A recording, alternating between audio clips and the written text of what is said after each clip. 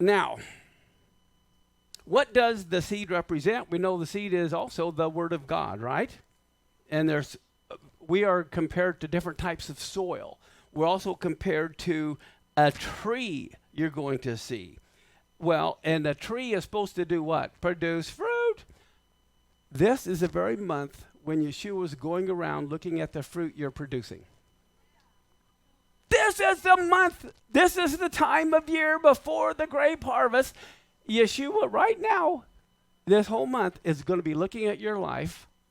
He says a tree can produce good fruit or bad fruit. You can't do both. An apple tree, does an apple tree have to really strain to produce apples? No, it just naturally does. And so that's what he's doing. You are, right now, calendar-wise, you are in the month when he's looking to see what kind of fruit you are bearing. But here's the problem.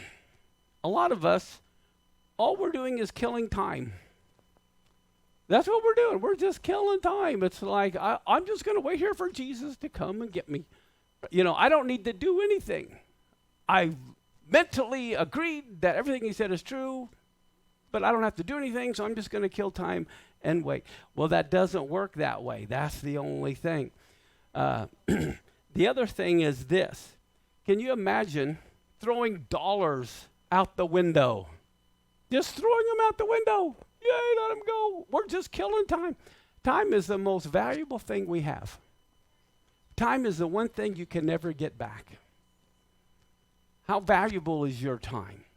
Tell you what, I don't know too many people on their deathbed that said they wish they had made more money. They're all saying the same thing. I wish I had more time, or I wish I had spent my time better. We are masters of wasting time. And so when we wake up, we need to have the mindset, what can we learn? What can we do? You have to turn your brain on. I've got this man here holding this little sign. Inside this older person is really a younger one.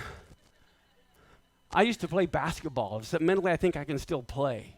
And then I get on the court, and it's like, it's not the same. What happened? You know, where did all the time go? How many of you can believe this year? We're already into September. I mean, it is crazy. Well, part of the problem, and I find this out with luggage when I'm traveling too. But anyway, the point is this. In one sense, we're all struggling carrying the books. But the thing that I find, if we take what's in the books and put them in here and in here, we don't need to carry the books because we've internalized it. So many people think they're righteous because they have a Bible on their end table, in their family Bible. They've had it for years, but they never open it. They never read it. But they're proud of the fact they got this Bible sitting there. The other thing is, when we do we study for intellectual entertainment? Or do we come to the services in order to change our lives? If I go out the same way I came in, something is wrong.